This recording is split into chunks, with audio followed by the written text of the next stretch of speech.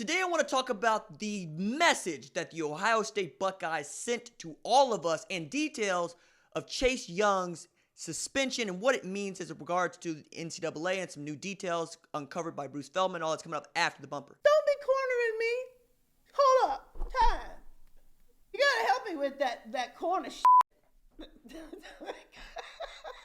What's up, kid folks? It's RJ Young. I'm not on a step mill. Consider hitting the like and subscribe button because I upload a video every single day. It's always OU related, college football related, sports related. We have a good time. And today, I want to talk about the Ohio State Buckeyes, who played their first game of the season without consensus #1 overall mock draft pick, Chase Young. Now, Chase Young, for those of you living on that particular rock, is sitting out this game and might be indefinitely suspended or miss the rest of the regular season because he did not report a benefit that he received. Now, depending on how you want to see benefit, there's a lot of Ohio State Buckeyes fans right now that are probably getting upset, but let me unpack this.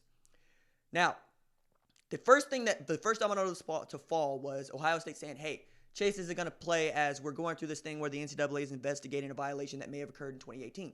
Okay, then we want to know what the violation was. Shortly after that, Chase Young posted a note on Twitter saying, hey, look, I took a loan from a family friend that I have since repaid, and that's what is at, the conversation is about right now. So then we're like, okay, who's the family friend, and how much was it, and what was it for, and there's other questions.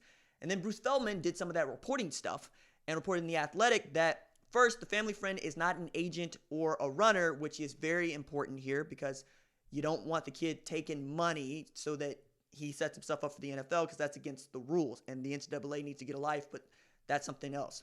He took the money to try to get his girlfriend to the Rose Bowl to watch him play. So my man took a low loan so that his girlfriend could watch him play football and the granddaddy of them all, which for most of us is like, for real, we're gonna throw this kid under the bus for that. And the fact that that kid needed to borrow money to get his girlfriend to LA when there's no amount of Ohio State fans that would have loved to have been the person to be like, yo, man, here, take the money, or here's the plane ticket, or whatever, and put her up in a nice place. But that's against the NCAA rules, and that's what we're talking about. So what is it that is that they're trying to figure out here? First one is, all right, prove to us that the family friend is a family friend, and under the NCAA bylaws, you can do that. You could take a loan from a family friend, provided it's not an incentive and that you had a relationship with that person prior to joining that institution that you're going to. So Chase Young having this family friend before he got to Ohio State is crucial here, and you need to be able to prove that. And I don't know what documents that the NCAA is going to ask Chase Young to get out to prove that this family friend was indeed a family friend who does not necessarily have ties to the Ohio State Buckeyes and all of that noise. But if it's going the way that I think it's going, they'll have this resolved pretty quickly. And if they don't have it resolved pretty quickly, there's going to be other questions that are raised about this. But what did we want to know for the football? We want to know, okay, does the loss of the best defensive player in football affect the best team in football? And against Maryland, who's bad, they also said, no. We got Zach Harrison over here. We got Tough Borland over here. We're going to be just fine. We got Baptiste over here. Look, it wasn't even halftime, and Ohio State was up 42-0 on Maryland. And Justin Fields had thrown for over 205 yards. And J.K. Dobbins had averaged 7 yards per rush. And the Maryland offense had totaled 68 yards. This is the message that Ohio State is sending right now. We're the best team in college football. We plan on winning the national championship. We dare you to stop us. And right now it's going, who is in the best position to stop that team? And the way that we're talking about Clemson is the way that we're talking about Ohio State this year, who, by the way, probably got better on the field with Ryan Day being the head coach. As awful as that is to say for many folks who like Urban Meyer, Ryan Day's just a better field general. And that's not to say that Urban Meyer's not one of the best recruiters who ever lived, but sometimes it matters whether or not you can actually call the game. And Ryan Day is still undefeated as a head coach. And while we can do the thing where we're going, hey, should Joe Burrow have been starting over Dwayne Haskins? No. Is Joe Burrow in the best position to succeed now? Yes. I think that was a win for everybody. Even as Urban Meyer didn't really believe in Joe Burrow to begin with. Matter of fact, Tom Herman went and found Joe Burrow when he was still the offensive coordinator at Ohio State, went to Urban Meyer and said, hey, I think I found your next Alex Smith. And Urban was like, I don't know. Go look some more. I don't really like him. And now that dude gets into a system that fits him, and LSU is the number team in the country as of the upload of this video. They're going to play LSU Bama. I understand that that could change, but right now still leads the second best scoring offense in all the country, and an offense that just puts up points and yardage. Shout out to Joe Burrow, what he's doing. But also, you bring in Justin Fields, and then what? 10 months later, you are the best team in the country? 11 months later, you are the best team in the country? That's not a small thing. And with the offensive line playing the way that the offensive line has been playing, J.K. Dobbins being able to get spelled by Master Teague, Chris Olave still being Chris Olave, and of course, I could talk all day about Larry Johnson Sr.'s defensive line, and it's really, really good. I mean, I'm a Sax Harrison truther.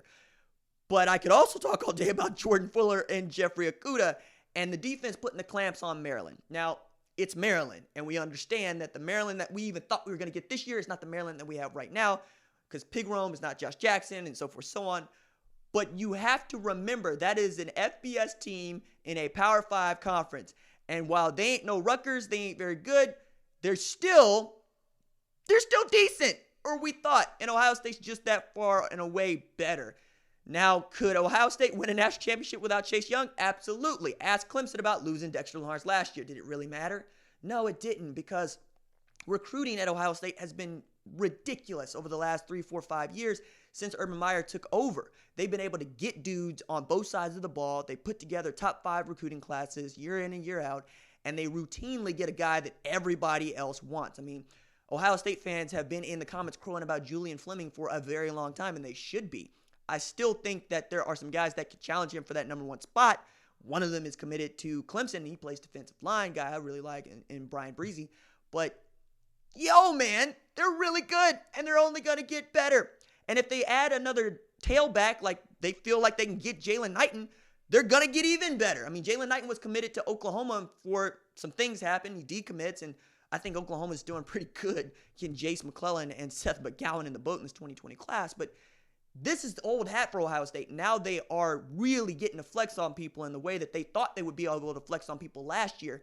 And the way that people talk about Oklahoma this year is the way that I hope they'll talk about them next year, and we'll see what that all means. But right now, it doesn't seem to matter whether or not Chase Young plays for the Ohio State Buckeyes. They're just that good. And that way, they're kind of like the Washington Nationals. You're not better without Bryce Harper, but you're still good enough to be the World Series champs. And we could all say that this Ohio State Buckeyes team is way more talented than Los Viejos was. And check it.